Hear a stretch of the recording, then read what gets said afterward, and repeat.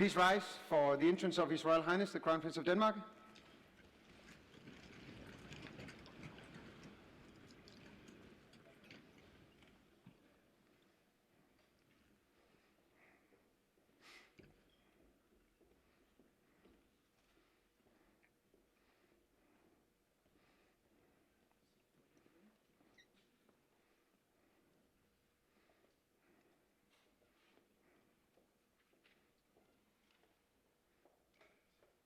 Please be seated.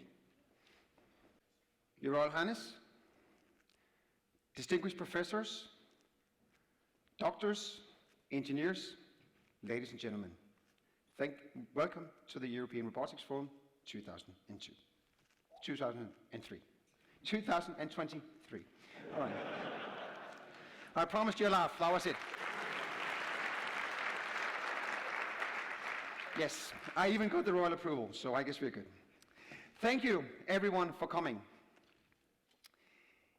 It has been a long way to come here, but I would like to thank specifically the following. EU Robotics, of course, for having faith in us. The City of Odense, the mayors here, thank you for that. External partners, the program committee, and of course, also our own team. I mean, we could not have done this without you. Also the team at SGU Robotics and SGU as a whole. This has been a really long way here, and I can imagine no other organization that could handle this so professionally. So thank you to the entire crew and the entire management of SGU. There are some people that I also need to thank, because otherwise we wouldn't be here. That is our sponsors. I would like to, in particular, to point out Teradyne Robotics. Me and Yuan, thank you for your very generous support of the ERF this year, making a lot of things possible, but of course also to all the other sponsors of the ERF 2023. You all here, also exhibitors. And with those words, I will just play a short video for you before we give the floor to our first welcome speaker.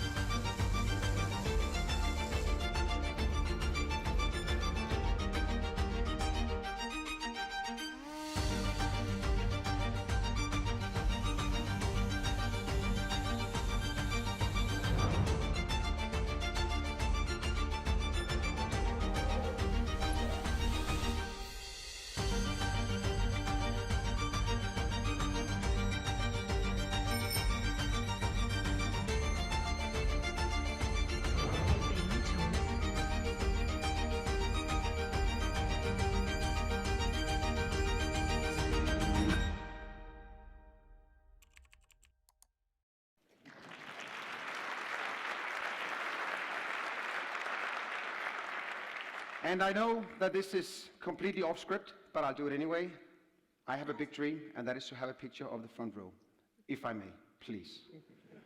And they even smile, because this is, as I said, off script. Thank you very much.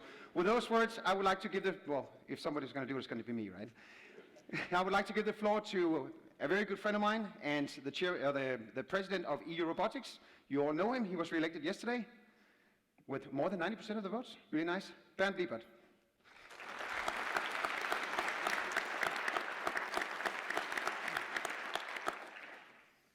Thank you very much. Your Majesty, dear guests, roboticists, and dear friends. It's a great honor for me to stand in front of you here today at this wonderful place in Odense and to open the European Robotics Forum 2023. 15 years ago, I have heard from Espen Ostergaard and his team for the first time. I was 30 years, close to 30 years with KUKA, one of the bigger robot manufacturers, sitting in my office, and I heard from them. Universal Robots from Odense. Nobody was knowing where Odense is. Nobody had a clue about these robotics folks. But they developed as the new kids on the block. In 2012, we had our first forum here in this wonderful city, and everybody was surprised about the development of robotics here in this region. 10 years later, Christian and Morten and her team applied again for the forum, and our board easily accepted. Due to COVID, it's now 11 years, because we had to move for 1 year, and many thanks to the organizers, because we know what hell of work it is to make this happen, and then to move it and to accept this for 1 year. Thank you for this, in the name of the full board. Yeah, after this decade being back here in the city, I had to see that not only the city developed great, an important ecosystem has been created which changed the whole world of robotics. Lightweight robotics and easy to use, that was the key of robotics here. And being in robotics for a long, long time, my dream was always to bring robots from the industrial side behind the fence, closer to people, and to start up these smart robots to assist people at work and later, hopefully, at home. And the robotics here in the region exactly fulfilled this and started this. And that was really, really a big deal, getting really robots closer to humans, to make them really a robot assistant. And the humans are the one making such an event successful.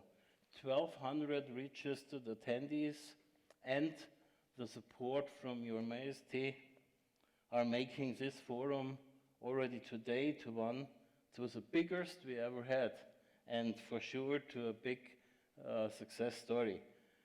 We can say after COVID, you brought us back on track.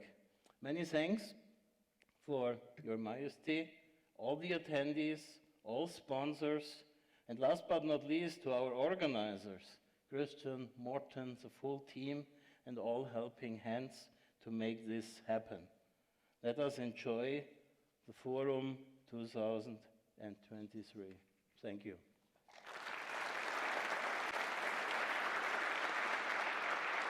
Thank you very much, Bernd. Also, big thanks to the workshop organizers and to the speakers for joining us for this ERF. Just a few words. We will be more than 1,000 people here over 3 days. It will be the largest ERF ever. And already on the stage is a person that I met for the first time in Bucharest at the ERF there. Very nice venue. I was recently hired at STU, and we we colluded on how to persuade the board of directors for EU Robotics to get the ERF to Odense. Apparently we succeeded. And I distinctly remember that I looked at Christian and I said, I'm going to make you a rock star. Here he is, ladies and gentlemen, Christian Slater, your very own rock star. Give him a hand.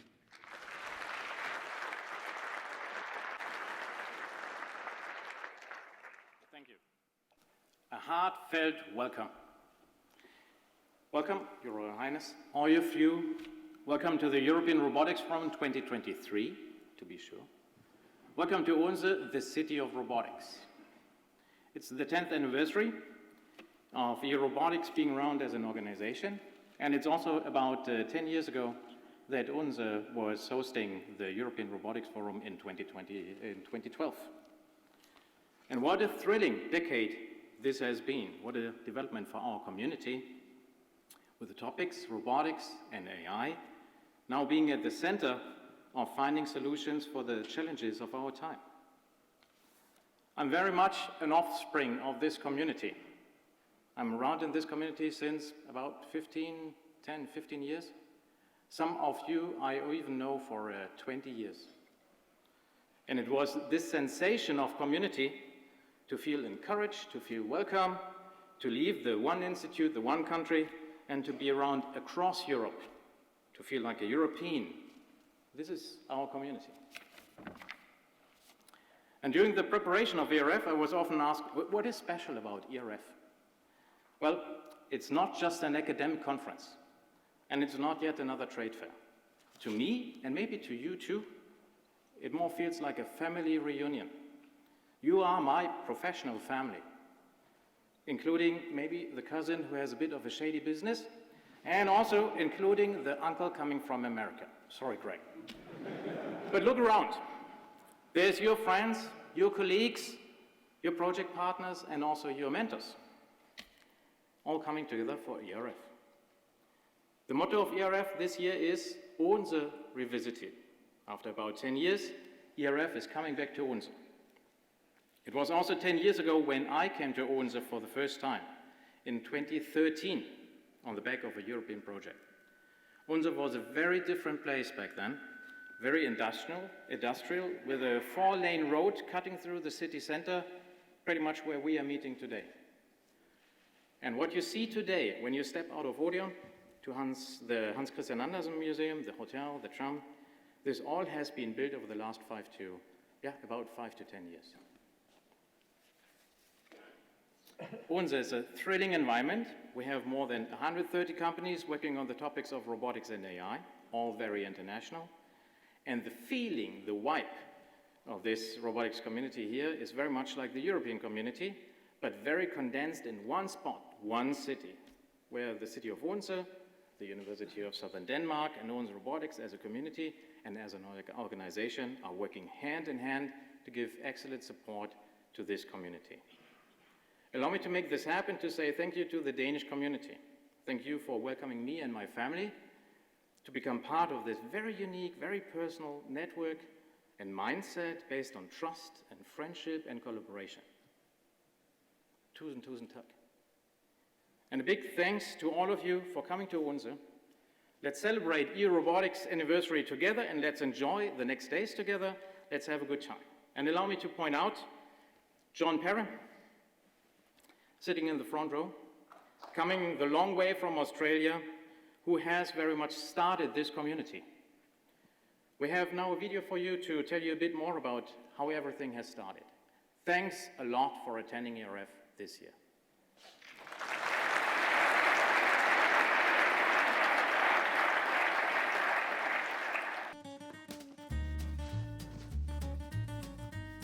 The first industrial robots arrived in the 1960s and were used in the mass production of cars.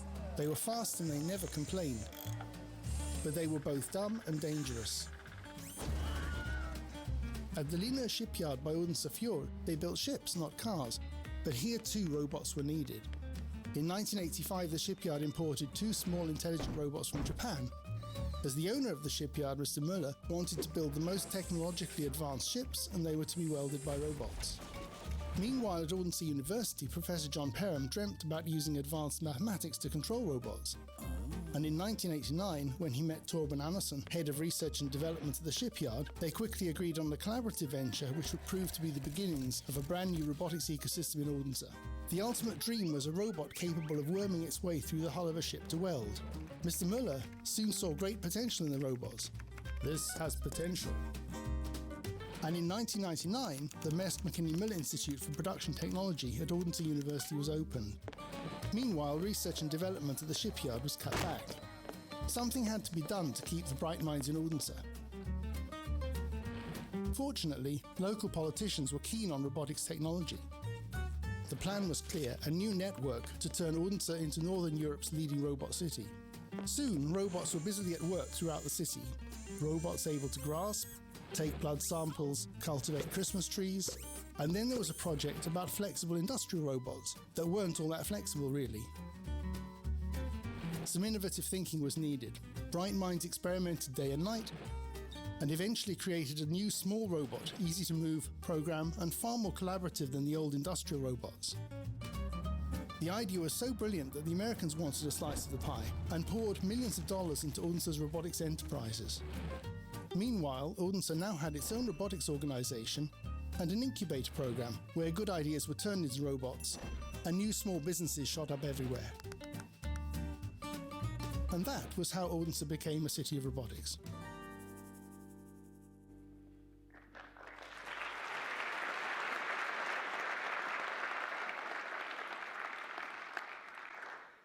Thank you very much. About this video, it was made by the Museums of Odense. I love it.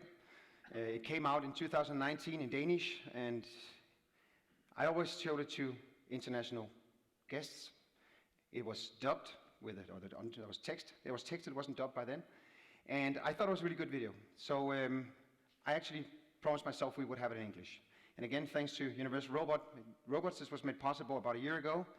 And I don't know whether, one of our also great pillars of the EU robotic system, John Hallam is here, because he's actually the one doing the voiceover. So thank you to you all for making this video possible. I think it's fantastic.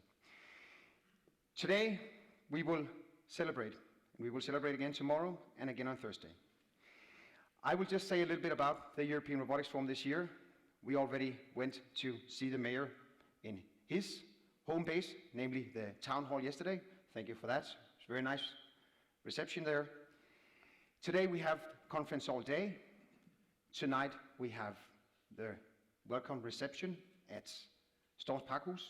And this is made possible by the Danish Technological Institute, who will be catering for us there.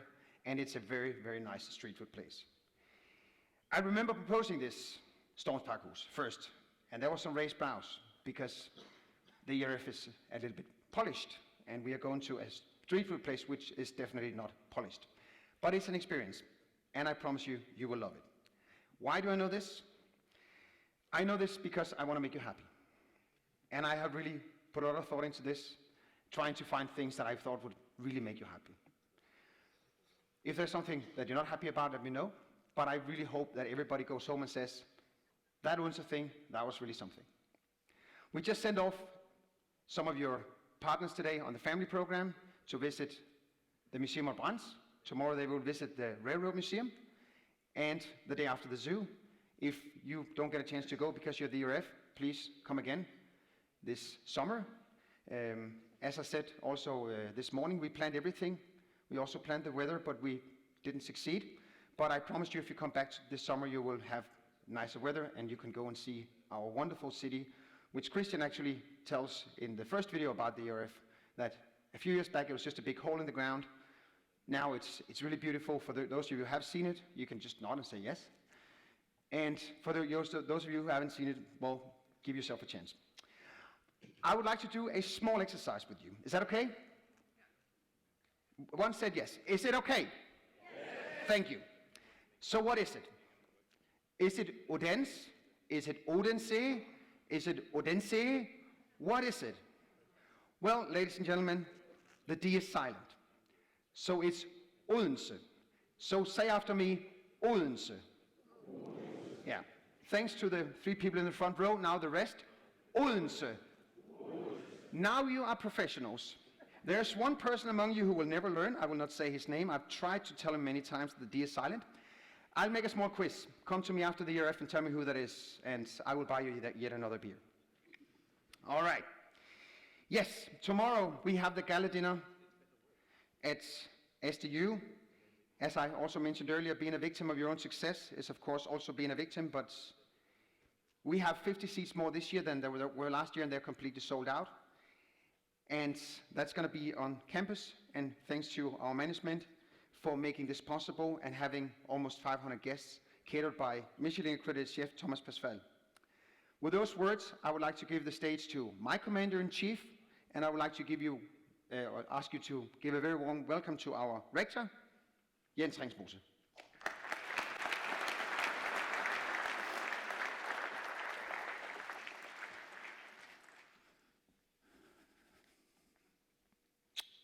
Thank you so much, Morten. Royal Highness, ladies and gentlemen, the word robot is not from Fume. You might think otherwise, given the many chapters that Fume has written in the European robotics adventure. Not even Odense's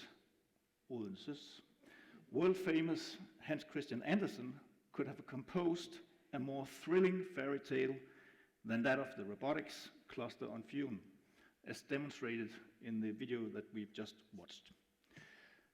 Once upon a time, a mathematics professor from our university, who happens to be seated right here in the front row before me, met the Lindø Shipyard's head of development.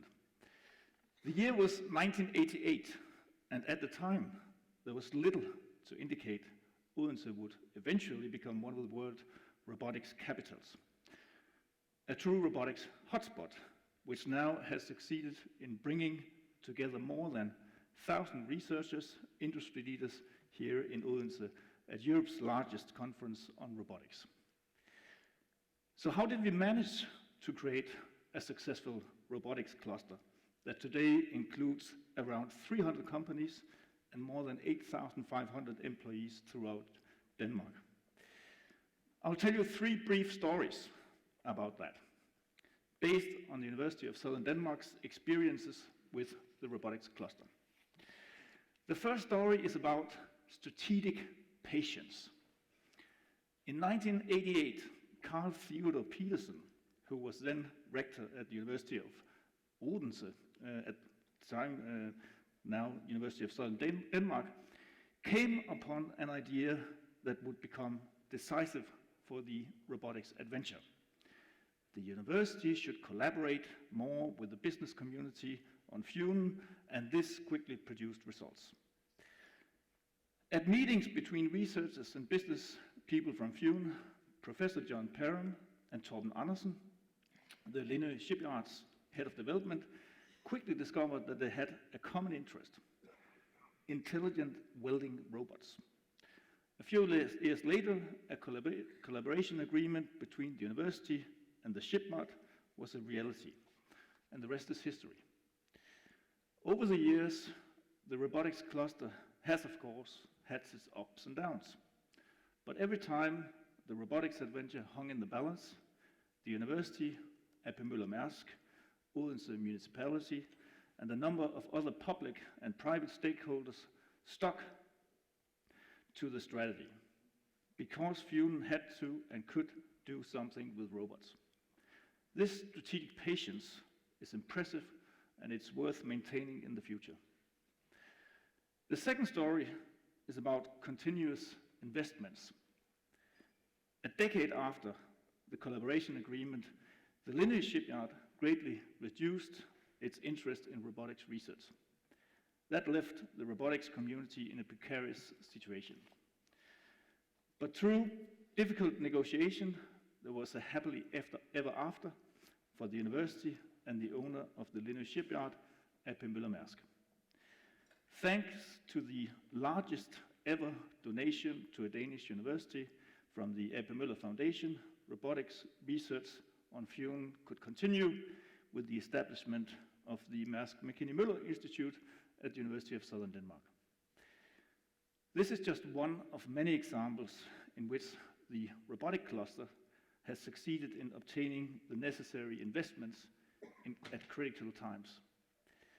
Moreover, the establishment of the Mærsk Mc-Kinney Møller Institute turned out to be the starting point for a new chapter in the robotics adventure, with a focus on collaborative robots, as we just saw. And in 2015, the robotic cluster was really put on the global map when the Odense-based company Universal Robots, known for their cobots, was sold for $285 million.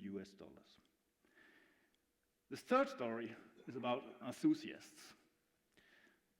It all begins at a parents' meeting at a primary school here in Odense, where a senior doctor from the University Hospital and a robotics professor from the University of Southern Denmark find themselves bored stiff. until they start talking about work and immediately see possibilities in using robots for arthritis treatment. In 2022, the joint idea for the world's first fully automatic arthritis scanning robot, Arthur, was patented. Arthur is now ready to be sold to hospitals across Europe. The history of the robotics cluster is full of more or less random encounters between enthusiasts who move things forward. Today, this has turned the cluster into a unique ecosystem that is attracting international interest for its ability to create a host of highly successful startups within robotics development. In my view, the patient strategic work, the enthusiasts, and private and public willingness to continuously invest in the development of the cluster have been decisive components of Odense Robotics Adventure. I'm incredibly proud of what we have created together here on Fume, and I'm excited about how the story of development will continue in the coming years. There's no doubt that for the next several years, we also need to remember the wise words of shipping magnate Mærsk Mc-Kinney Møller from the inauguration of the Mærsk Mc-Kinney Møller Institute back in 1998-9. You have to roll up your sleeves and get on with it. Thank you for listening. Enjoy the next film about the robotic cluster on Fume now and in the future, and enjoy the rest of the conference. Thank you.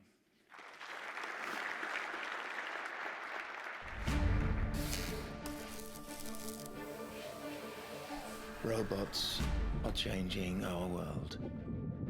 They're revolutionizing the way we collaborate, the way we think, the way we work, and the way we create. Robots are helping people work smarter and businesses grow stronger.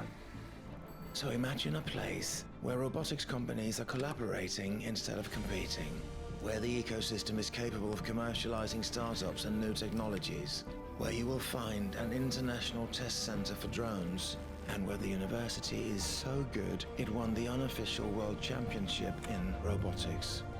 That place is the Danish city of Odense.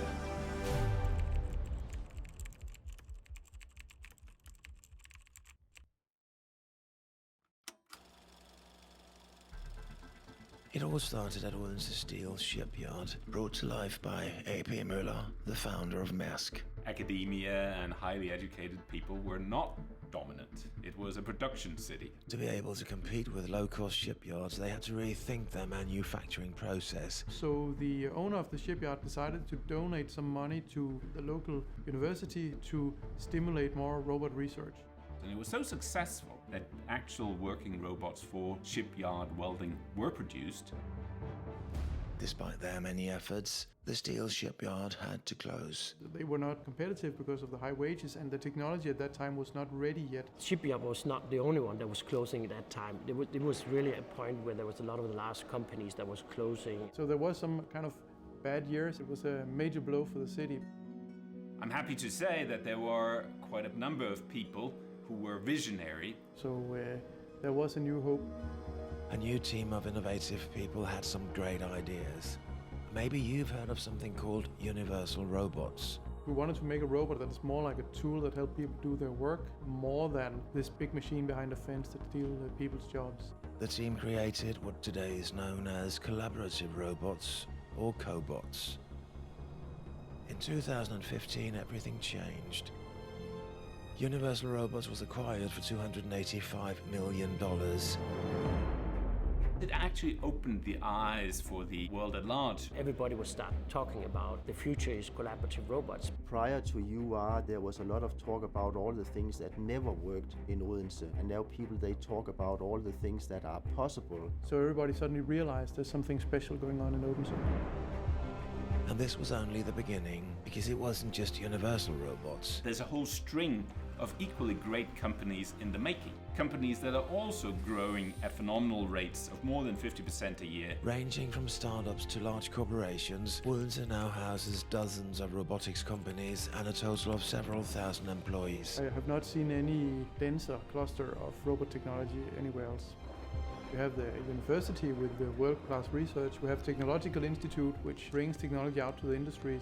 And then we have the local government, who's all for robotics and all for robots. People see each other as colleagues more than competitors. Companies are building their own business on other companies also. And they need each other. So they exchange information, they even exchange people. We have some extremely exciting jobs here that you cannot find in other cities. The limiting factor on high-tech industries is usually talent. And talent is attracted by talent. And the critical mass of talent is in Odense. There's a huge interest in investing in Odense now. And it's been a lot easier for the startups to raise funding. When you come out and say that you are part of the Odense robot cluster, you get an ear with the customers. But Odense needs more. It needs you. We are already one of the leading cities in the world, but I think that Odense as a robotics city can grow even further. It's probably one of the best places in the world to start building robot businesses, and that's why Odense has become, you can say, a rising star in the robot scene in the world. If you are able to succeed in robotics, then it's here.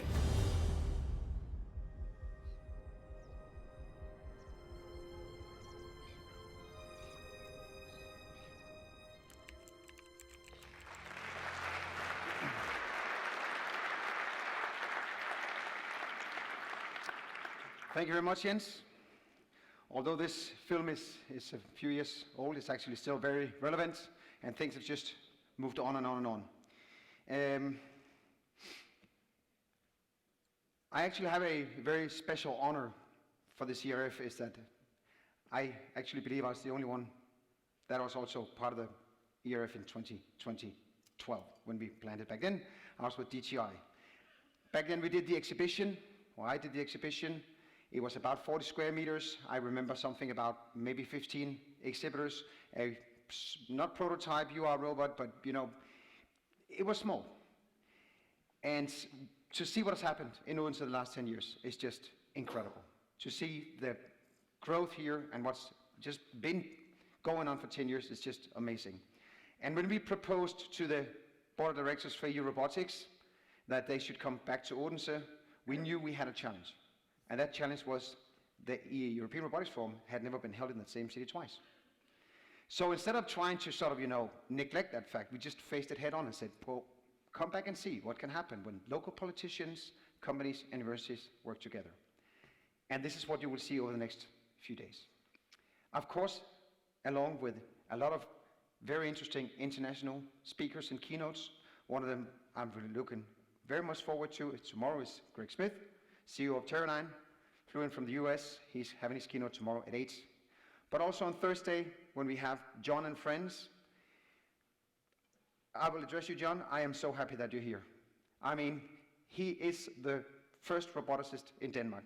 Denmark's first roboticist, and he lives in Australia. He's Australian. He flew all the way up to be with you, and he will be here on Thursday morning, of course, right after the gala dinner, but that's a different story. And he will be on stage with his then superior, Jens Oddershede, who became rector of SDU, and his, well, he's not a student anymore, but his first PhD student, Henrik Gordon Petersen, who is also now the head of SDU Robotics. A lot of you will get a chance to visit SDU Robotics tomorrow. Look forward to that, also to the award ceremony, to the welcome reception tonight, and to the gala dinner. This is going to be amazing. Well, don't call it. Do you think it's going to be amazing? Yeah. There's always a few, The next speaker is of EU Commission origin. Please welcome, I will try, Cécile Huyet. Is that correct? Correct. Well, better than the years before. Better than when I said the years before, right? You are head of units, robotics, artificial intelligence, innovation, excellence, and European Commission. Correct? And will you just look here that I wrote a lot of this by my very own handwriting? Yeah. All right. Should we give Cécile a very warm welcome?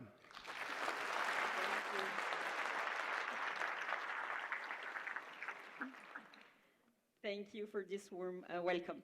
So first of all, I have to apologize because instead of me, it should be my director, Lucia Scioli, who really wanted to be with you today, but COVID has decided otherwise. So it's my honor to represent her today and then to present also the view of the Commission and our perspective on robotics and AI. So as you know, I'm delighted to be here, and as you know, we've worked a lot together. So we started initiative in 2002. I guess not so many people remember it, but we were funding the program on cognitive systems, so the start of smart robots. And then we have worked a lot together. We created this largest robotics program, civilian program in the world, together with eRobotics. And we continue.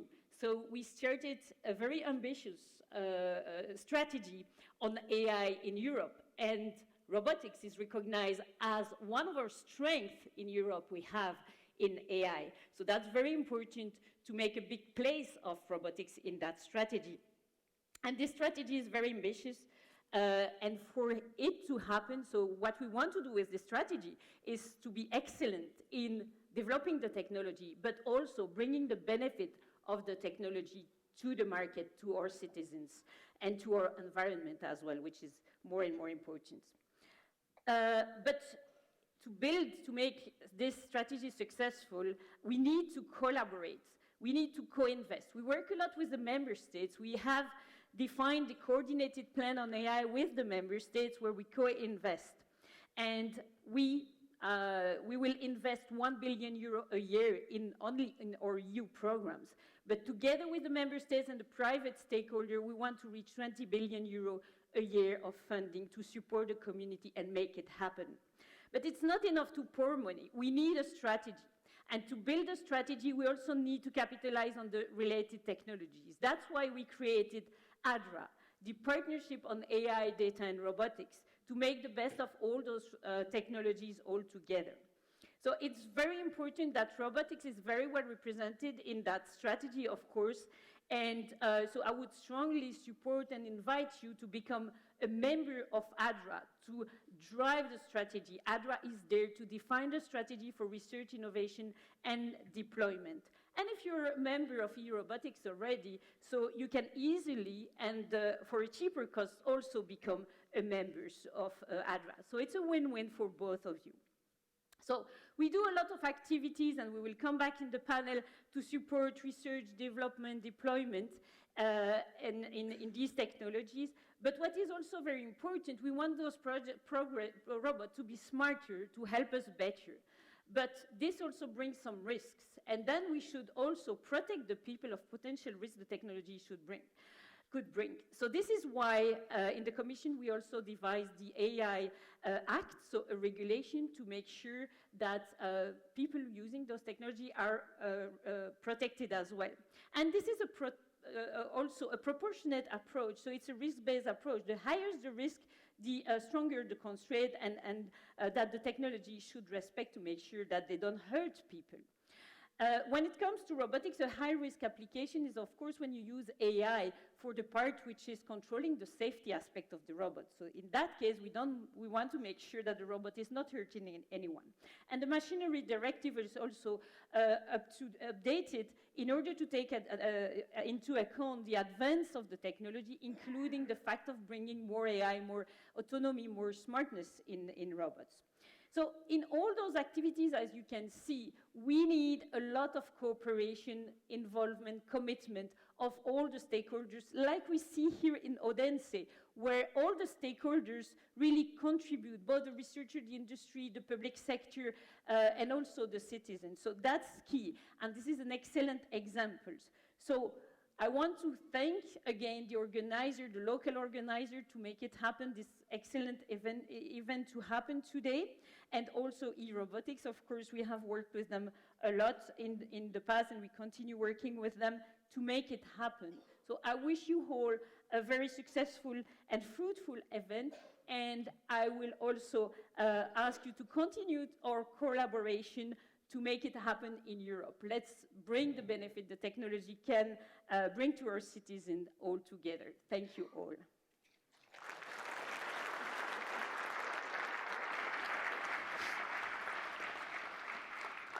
Thank you very much, Cecile. That was wonderful.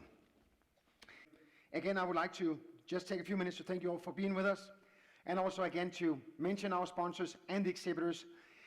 Just so you understand, we have the sponsor exhibition in the foyers. You have seen it. That's where you also have the gong. Actually, a dream of mine to have that. I'll have it in my office and just ring it all day.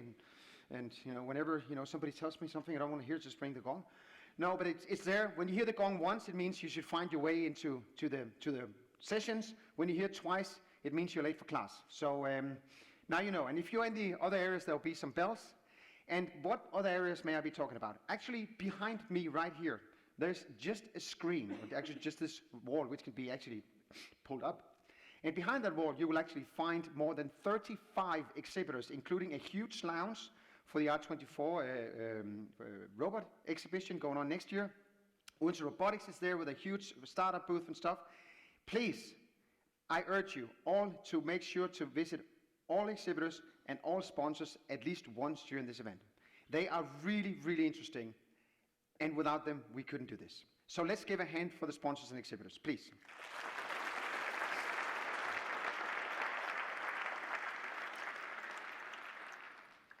And with those words, I would like you all to rise again for the exit of His Royal Highness, the Crown Prince of Denmark.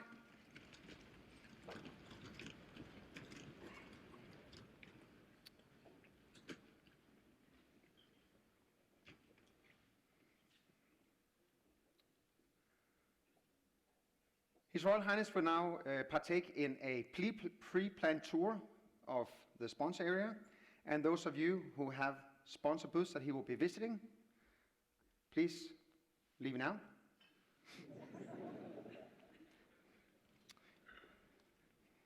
Yeah, and everybody will also be, standing up while you're leaving. How great is that? Have a seat again, please.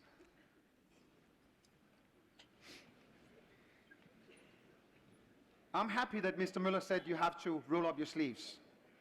I would like to elaborate on that and say, if you do no work, you will make no errors. And I hope you will forgive me for the small errors I've made today, also for the picture you got in the email where I was upside down. As I said, with work comes also a bit of errors once in a while. With those words, I would like to give the floor to Steve. Where are you? Is he coming? Oh, he's right over there. You're mic'd up. You're so used to this. You just come in, Let's have an applause for Steve, who will be moderating our panel discussion.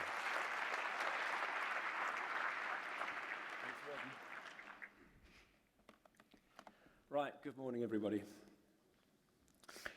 Anyone here who has any kind of linguistics background, and I'm not expecting that many will, but if anyone does, then you'll be familiar with the concept of the great vowel shift. And this is a stage that all languages have gone through. I've been through a great consonant shift, the letter D. Morten's already referred to it. In 2019 in Bucharest at ERF, when I first met Morten, I knew him as the official handshaker from a place called Odense. But over the last 4 years of frequent contact with Morten, I now know that it's Odense.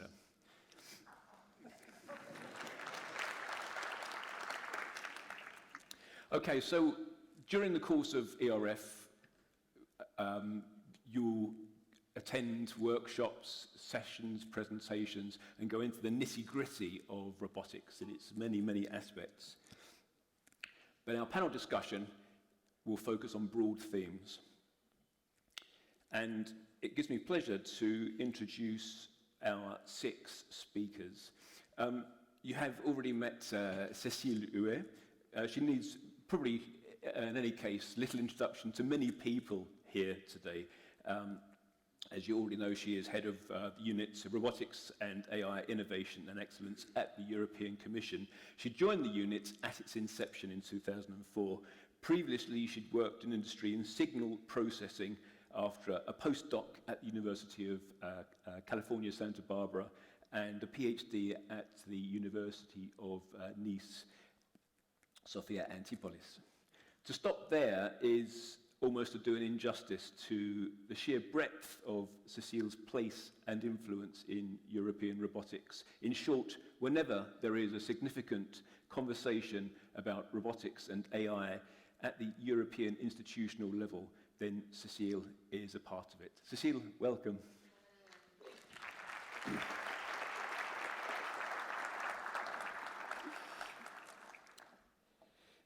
Our next speaker, Anders Beck. I'm always interested in the rich and colourful backgrounds that some professionals have that on the surface seem unconnected with their future career. But I'm sure Anders himself can see a clear and direct line between his present role as Vice President Strategy and Innovation at Universal Robots and his earlier life as an elite swimmer and member of the Danish national swimming team. Early on, Anders entered the robotics swim lane with a master's in electrical engineering and then a PhD in robotics at the Danish Technical University. Anders, welcome. Where is Anders?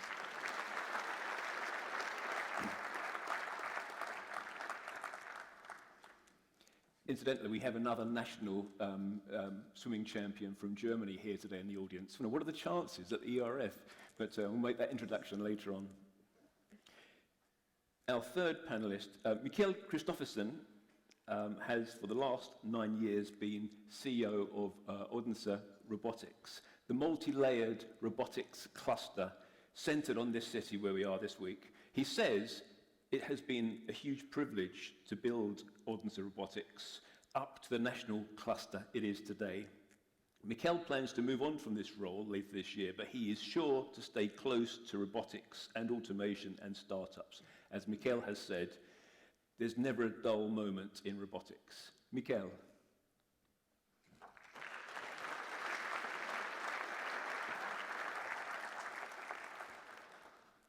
Okay, it's 3 of our 6 panelists. Stefano Stranigioli is another very familiar figure to the EU robotics community. Until yesterday, Stefano was Vice President Research at EU Robotics and had been for much of the association's existence. In his day job, Stefano is Professor of Advanced Robotics at the University of Twente in the Netherlands. He has hundreds of publications to his name. Topics include medical robotics, autonomous aerial vehicles, mobile robots, haptic interfaces, actuators, biomechanics, and the list goes on. But time is pressing, so I shall not. Unfortunately, Stefano has been ill in bed since arriving in Odense, so this is his first involvement with our community this week. So thanks very much for rising from your bed and being with us today, Stefano.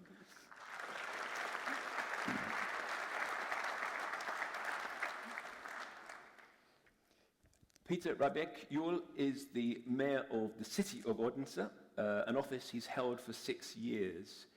In Peter's case, history, politics, and government form the backbone of his academic career, and no doubt he has drawn from all 3 elements so that the city of Odense acts as an enabler for the development and growth of the robotics sector in Odense. Welcome, Peter.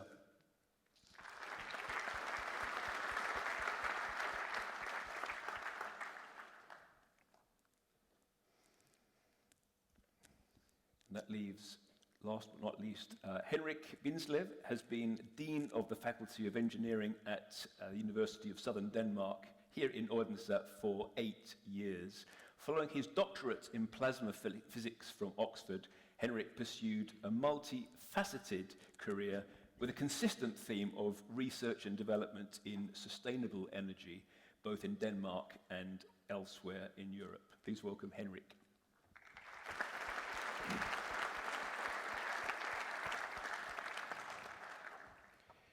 Ladies and gentlemen, this is your panel, and these are your themes. We're going to be discussing 3 themes today.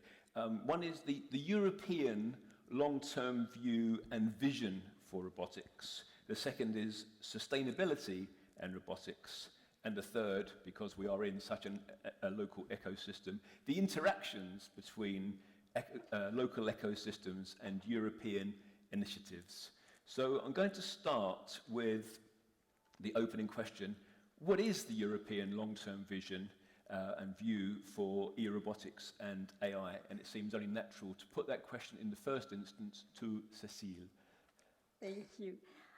So the long-term vision is to have this technology helping us in our daily life, at home, at work, to facilitate our life, and then to take the best of what the technology can offer also for our environment. So for that, we need to continuous progress on the technology, makes these robots smarter, more autonomous, more efficient, and so on and so forth. So this is why we need to continue investing in research, development, as we do and as we collaborate. So collaboration is important.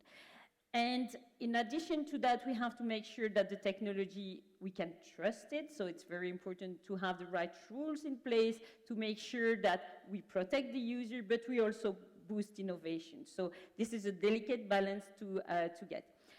In terms of long-term instrument that we are putting in place, we are also have a number of mechanisms, and I will cite only a few of them. So we are creating now network of excellence centers, and the goal is to create a very strong networks of the top research lab to work together in robotics. We are creating now one in robotics, Eurobin, and the goal is to create a very strong network of people working together to progress faster, but also to help the other to reach the top level excellence we have in Europe in robotics. So that's one of the long-term strategy. It's a project, but we expect it to have a long-term duration and impact. Also, in terms of activities we fund a number of more infrastructure, and one of them is testing experimentation facility, which has already been mentioned this morning, where actually Denmark is very strong. The goal is to provide an infrastructure to test robots in real environment before being able to deploy them in real world itself. So it's very important to bring these, to have tools to bring the technology to the market. And we have done, in total with the member states, it's a co-investment with member states of 100 million for that. And here in Odense, we have one part of this testing facilities dealing with robotics for manufacturing. So this is something we expect also this infrastructure to serve the whole Europe for long-term goal as well. So, and the last one I will mention is an AI on-demand platform, a platform where we can share research so that we can progress faster, but also to boost the innovation, helping the innovator to bring their research and have easy access to the market. Okay, Cécile, thank you. So there we have the Commission, Cécile's vision here. So a question therefore to Anders. In response, now how does a manufacturer of collaborative robots respond to that? Well, I think as we see the technologies, the AI technology, and especially the whole effort that the Commission is putting in here, will really mean a big difference to how robots are perceived. I think we all agree that AI holds a great promise to solve some of the main barriers we still have for adoption of robotic automation across many businesses, especially penetrating, you can say, more human-near tasks, moving out of manufacturing into more social or service robotics areas. One of the key things for us as a research community is probably holding ourselves true to really being sharp on what problems are we really solving. How do we really use AIs in a way where it really removes problems for our users, from our customers, from our community. And we don't sort of fall into the temptations of solving the very hardest problems, but actually tackling a problem that's even harder, and that's making things simpler. AI is a very, very strong tool for that. It replaces some of the toughest engineering disciplines at some point, but sometimes it also becomes too big of a deal, right? If you see all the products that have successfully brought AI techniques to market, it is used as tools. It supports different processes here and there. And I think that's important for us as a community to think about.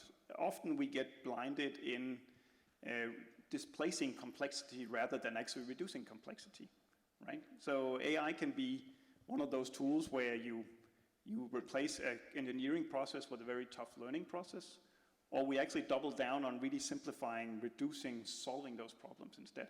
So in the end, removing those barriers for adoption of robotics in the community. And I think the European community, the robotic community, is in a really, really strong place. We have a strong mindset of sort of pragmatism, on simplicity, but we also need to hold ourselves true to those who are the real research challenges on making these technologies accessible and solving problems end to end. Okay, Anders, thank you very much. So, question therefore moves on to Mikael. So, in response to this long-term vision for robotics and AI, and what's the perspective seen from the point of view of the National Robotics Cluster of Odense Robotics? Yeah, thank you, Steve. So what I would like to sort of stress 2 points here. So I think one is the importance to bring out robots to European companies. Having much more robots in production, keeping the European companies competitive, and especially the focus also bringing robots into production in SME companies. So I think that's long-term points for the European strategy, and extremely important to keep supporting that. And if we're going to succeed with bringing out a lot more products and robots to companies, we also need to support startups, because so much of the innovation in this industry is going on the startup scene. New technologies bringing it out to solve new problems. So I think startups is key to keep bringing out new products for the industry. So talking about AI, I think it's really important. I think it's really important that we in Europe develop a sort of a way of working with AI, with the user in the centrum, user-centric AI. We see so many good examples of successful robot companies building products for humans. I think we should also focus on how can we build AI and robots for humans. So when we ask the companies we work with in the Danish cluster, around 50% of them are working actively with AI, looking into what possibilities do we get for our business, for our technologies. And I think that's really good. But I'm also thinking about what about the other half who's not working actively with AI? So, and I think you also talked about, Anders, it's hard. So we need a lot of sort of support and emphasis and innovation going on, also bringing AI out to companies on a lower level, so they can also sort of use it in their businesses. Okay, Mikael, thank you very much. So we had an institutional view, we have manufacturers' view, we have a view from the cluster, a cluster perspective. What would be the response from the European research community? Stefano, what would be your response there? Well, as an academic, I should be critical, right? That's my goal. And I think that I would like to take a step back and look what actually are we talking about. I mean, robots are machines that work in a physical environment, and we forget far too often lately that working with physics is much more complicated than working with bits. So I think that there is an extreme importance not to lose the track of what robotics is all about. Robotics is about physical interaction steered by some digital systems. So I think that there is this there is a lot of synergies that can take place with the AI, but a lot of people I don't think in this community, because we know what we're talking about, but far too often AI is used as a label to thinking that, computer and digital calculation will solve everything. That's not the case. So I think, to give an answer to you, I think that there is a huge importance not to miss that importance, because before I'm healthy, I'm 55 in a few days, but I don't think I will manage to see a robot that basically is plumbing in my house or doing things, and a lot of other things which we need as a society to happen, okay? And in order to achieve that level of automation, we need a lot of investments, not only in the computational side of the story, but in mechanical design, in the mechatronic design, in the interaction between the computational AI and the body AI the machine should have. So I think that we should, once again, I close up saying that that's my task as an academic, to be very critical about what is said, take a step back and say, listen guys, be careful what we're talking about, and let's invest time and money and intellectual capacity of our community in the things that really are the biggest challenge, which I think they should be given attention to. Okay, Stefano, thank you. And then a perspective, Henrik, from an influential single institution like SDU. Thank you. Well, as Dean, I sit half between those that are critical and those that are nodding and accepting. So thank you for your perspective, and then I'd like to congratulate the Commission on reaching out to creating the means and ways for connecting the researchers across Europe, but also the researchers and industries across Europe. When we connect, then we don't duplicate in a dumb way. If we don't connect, then we reinvent the same thing again and again. We don't make maximal use of the finite intellectual resources in Europe. So thank you for that. The other thing is that we will have facilities around Europe which we cannot afford to make everywhere. For instance, we are now building a very, very complex and expensive facility here in Odense on large structure robotics. We would love to welcome colleagues and industries from around Europe to come and benefit from that investment. And likewise, we'd like to send our researchers to the best facilities around Europe. And there, I think the Commission has a fantastic role in both enabling, encouraging, opening up facilities. And I've seen that happen in my own original area of research, nuclear fusion, where where the EU is taking an absolute leading role, and Europe is therefore world leader. Now, the same thing could happen in robotics. I think it is happening, and I think that the Commission plays a key role in it. The other one is that we should make borders invisible to the interaction between companies and researchers. It should be really curious if the best researchers to partner up with a company happen to be within the same nation border. And so therefore it should be easier for us to connect, find research funding. There are strides being made, but there's still a lot of funding in Europe where it matters where your passport comes from, or at least where your work permit is for. So, thank you. And I don't actually disagree with your critical aspects, but I thought they needed also some positive signals. Okay, thank you, Henrik. So, and then sort of not least, what is the response to this European long-term vision from the perspective of a city authority for the city of Odense? From the smallest government level at a municipality to maybe the biggest, the largest government level in the European Union. Actually, I think the European Union is doing a quite good job on many levels seen from my perspectives. A lot of the activities that we do are partly funded by the European Union. So you're on the track. From our experience here is to be ambitious, push the boundaries forward, and we work with, of course, robotics, but which was also mentioned in one of the films in the introduction of the forum. We also have an ambition of being a carbon neutral city by the 2030. And in the wake of this ambition, we need to have solutions. We need to have a solution made by technology. So every time you set a goal with a good purpose for society, we need to have invention, we need to have technology to make the right solutions. And that makes also businesses. So be ambitious on the right agendas. That is my point. Okay, thank you. Thank you, Peter. I'm going to move on to our second theme now, which is to do with sustainability and robotics. And I'm going to start the panel's discussion from a research perspective. So this question then goes to Henrik. So how does our panel individually assess the theme of sustainability and robotics? So Henrik, your perspective first of all, please. There's so much we need to do, but we simply do not have humans enough to do it. You could put it in terms of economy, but actually a good way of putting it is in terms of people.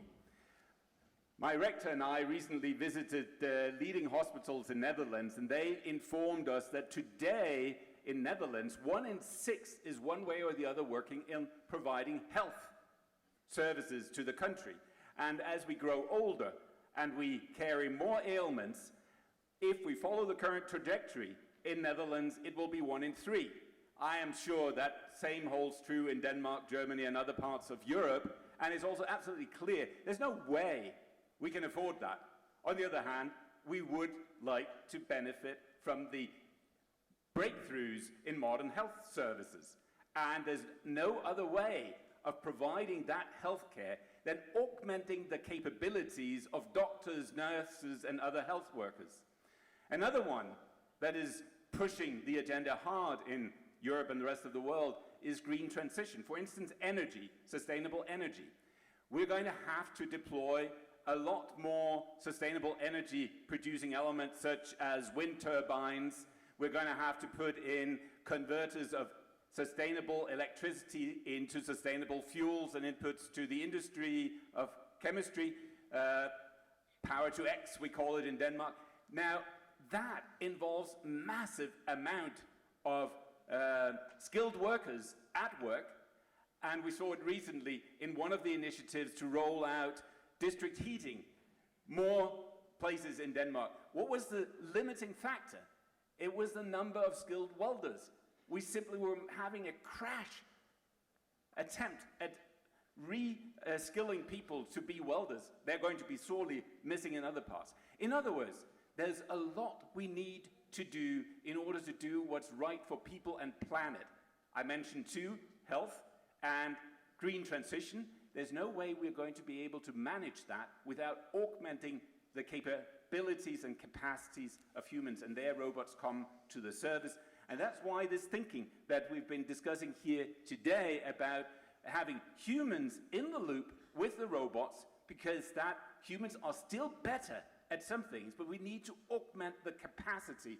And I think that also, incidentally, makes it more acceptable to the world of work, the workers, because they will see that we'll actually have the robots do the things that are unpleasant. It is not pleasant to do the welding of a 15-centimeter thick tower for the wind turbines. That's what we're doing today by hand. That has to be done by robots. So the worker will see that there's actually plenty of work to be done, and that the robots come in and augment our capacity at work and actually take the dull, the dirty, and the dangerous away from humans, and actually leave us humans to do what we're best at, and that is actually inventing and helping. Thank you. Yep. Thank you, Henrik. Thank you for exploring so thoroughly this theme. So, Stefano, your perspective on this, please. Well, I think that again, a step back. I think we are living in a very challenging era, because we see what social media that created. Some people even say that there are no problems of sustainability, and that's something which is personally worrying me very, very much. On the other hand, we all know, and I think the people here again would agree, that there is only one solution to this kind of challenge, and that's technology, right? So, and I think that within technology, robotics has definitely a lot to offer to all these problems. And I think that there are two things. So robotics, now going back to the relation between the AI and the robotics side, I think that from the monitoring point of view, for different things in healthcare, but also for, the green transition and all these kind of things, AI in the computational side has enormous amount of things to offer to understand the dynamics, etc., etc. But again, a lot of things need action and need physical interaction. Healthcare is a typical example, You cannot just move people with a computer. You need a robot, and you need a robot that is safe. You need a robot that is able to understand what the people are predicting. So there are a lot of these things that really have to do with physical interaction. And I think that the point which was just touched about a number of a workforce, a human workforce, which is available for these challenges, is of course a big problem. And I think that we can already make a step in the right direction. So some people say that telerobotics, for example, is not robotics. Not people here again, but some people say that, which is nonsense. Because we have technology already available, which addressing compliance motion of robots, etc. And if we combine that with some human interaction in telerobotic change, a lot of the things could be then handled. Let me give you an example. You may have, for example, in a rehabilitation hospital, where you may have, instead of having a number of physiotherapists working at the same time, we may have a physiotherapist which basically steers machines of different patients at the same time. You have multiplying factors that you could use by using robotic technology. At the same time, of course, you could acquire data that AI could help in order to sort it out. So what I'm trying to say is I think robotics is very important. I think they are our biggest challenge. I think that the technology challenge has the least, as long as I'm concerned. Looking at what's going on in the world nowadays, the technological challenge has the least of the problem, I would say. But definitely it is our goal and our mission should be as a roboticist to predict what we could do, of course, and hoping that the political and transition environment would allow us to do that. And telerobotics is something I think that is a step between the complete autonomy that everybody would like to have, which is not there at reach at the moment in certain situations at least, and the problem we have to face. Okay, that's great. Thank you, Stefano. I appreciate that we've set ourselves a big challenge here this morning, because each of these three themes could merit an entire discussion panel on its own, and we are limited with time, but nonetheless we will do our best to get through everything here. So this same thing with sustainability and robotics, I'm going to go to from a manufacturing perspective now, please. So Anders, how does an organisation like Universal Robots respond to this? So it's actually a very central topic in the mindset of Universal Robots. I think even from the origin of the company, the fundamental passion is to leaving the world a better place. Right? We already, and it's really built into the DNA of the company. We want to make sure that doing work in the future is better than it was decades ago. And sustainability is a very, very important part of that. I would say luckily with a lot of the things we've gone through with the world, there's a lot of worrying angles to it, but there's absolutely a positive transformation going on as well, where sort of production, supply chains are being simplified a lot. They're being more resilient, but really put some pressure on us to pick up on some of the outsourcing work we've done over the last decades. So actually taking much more responsibility in how we produce and manufacture things. So there's so many important transformations going on in the world. You mentioned the lack and the shortage of jobs like welders. There's a number of studies been done over the last couple of years that shows that right now manufacturing is the second least appealing job to be in at all, which is really going to grow to a huge challenge, right? Because how are we going to attract young people to actually be manning our factories, to actually producing all the goods that we need? Well, there's a big need of transforming how we think, how we produce here, and also the amount of responsibility we take when we produce the goods we do.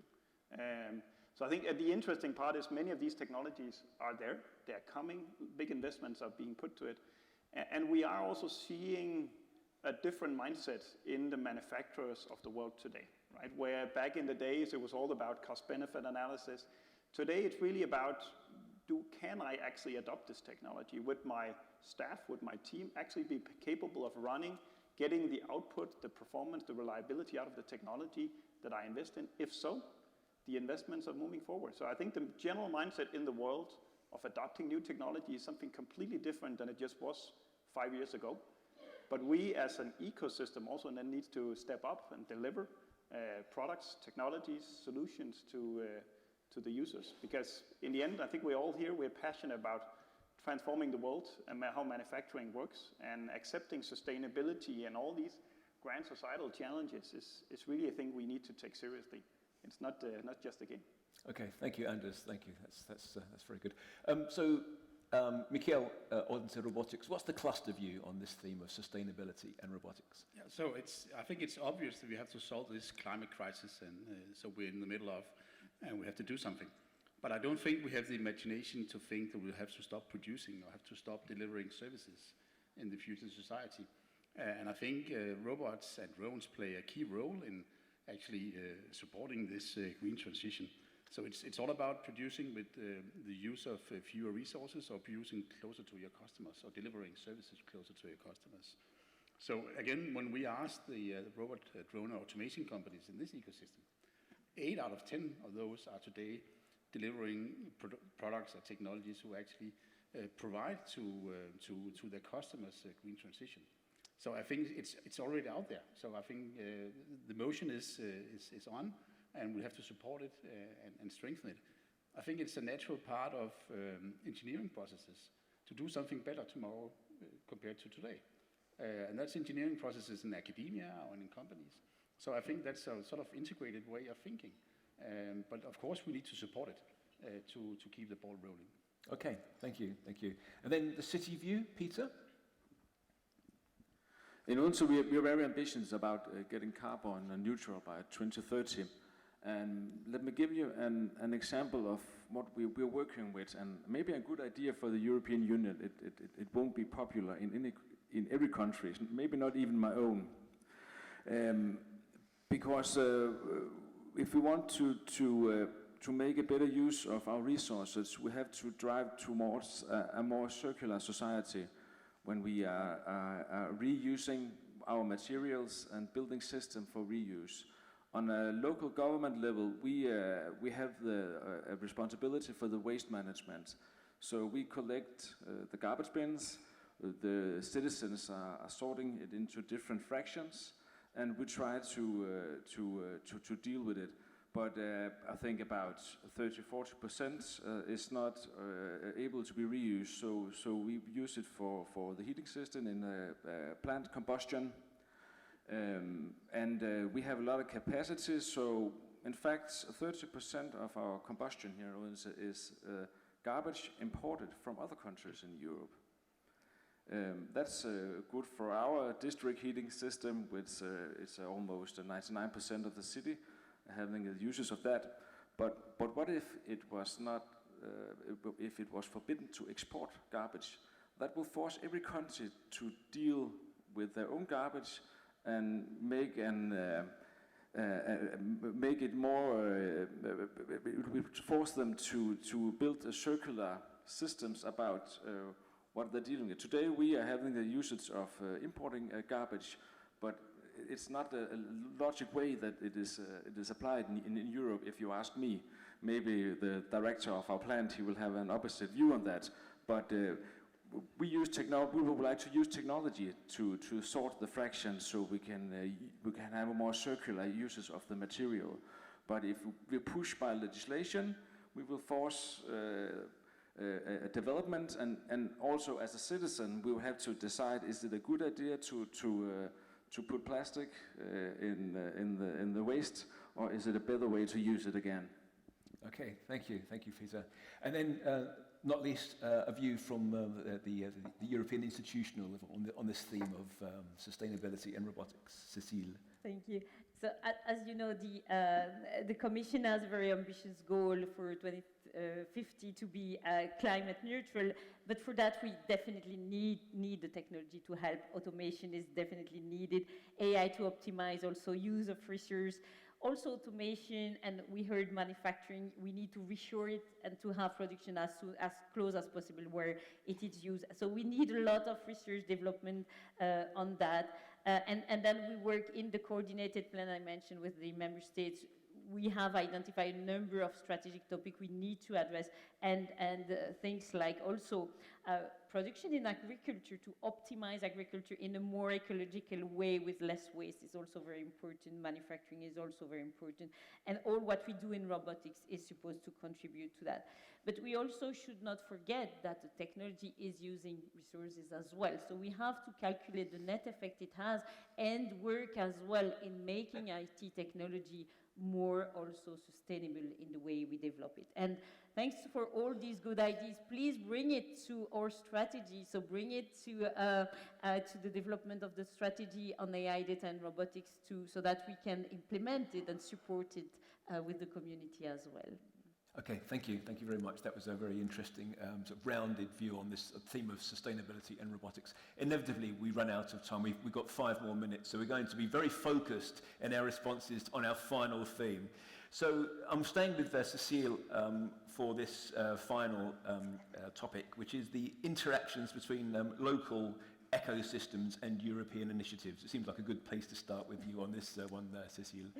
Thank you. And I will root that in actually Odense. So what one of the things we do and we support at the Commission is what we call a network of European Digital Innovation Hub. And the goal of the Digital Innovation Hub is more a local ecosystem which help the local economy to take advantage of digital technology to have a successful digital transformation.